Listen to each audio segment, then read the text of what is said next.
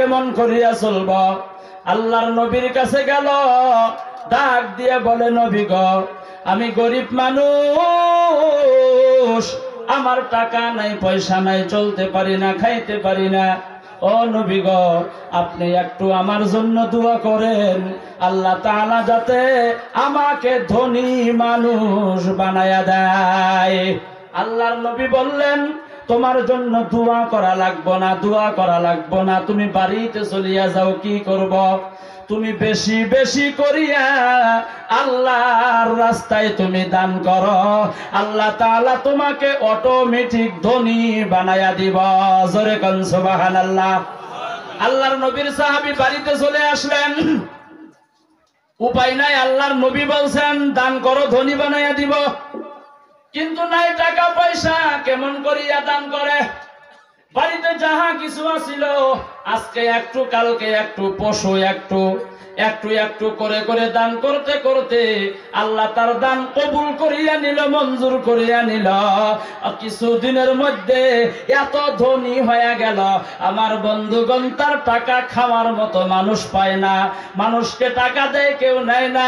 বাড়িতে বাড়িতে যাইয়া টাকা দেয়, কেউ নেয় না। রাস্তার মধ্যে টাকা দেয়, কেউ নেয় না। এত ধনী হয়ে গেল গা। আল্লাহর নবী বলছেন, গরিব মানুষ ধনী মানুষের চাইতে গরিব মানুষ যারা, তারা 500 বছর আগে আল্লাহ তাআলার জান্নাতে চলিয়া যাইব। জোরে কোন সুবহানাল্লাহ।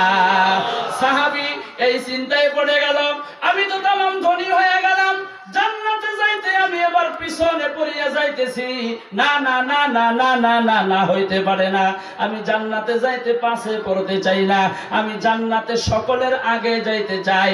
আল্লাহর নবীর কাছে চলে গেল, ও নবী গো, আমি তামাম ধনী হয়ে গেছি, আমার আর ধনী হয়ে থাকার দরকার নাই, জান্নাতে যাইতে পাশে পড়তেছি।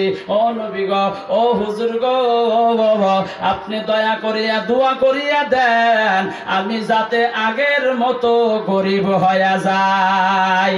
আল্লাহর নবী বলল, তোমার জন্য দোয়া করা লাগবো না, তুমি বাড়িতে চলিয়া যাও, তুমি আজকের থেকে দান খয়রাত করা বন্ধ করিয়া দাও, অটোমেটিক তুমি গরিব হয়ে যাইবা। আমার বন্ধুগণ, এই হাদিসের দ্বারাই বোঝা গেল, দান করলে ধনী বানায়া দেয় কে? আরো জোরে বলেন কে? দান না করলে গরিব বানায়া দেয় কে? এ মুসলমান বন্ধুগণ আমার, সেই জন্য আর লম্বা করব না। আপনাদের এই যে কাতলা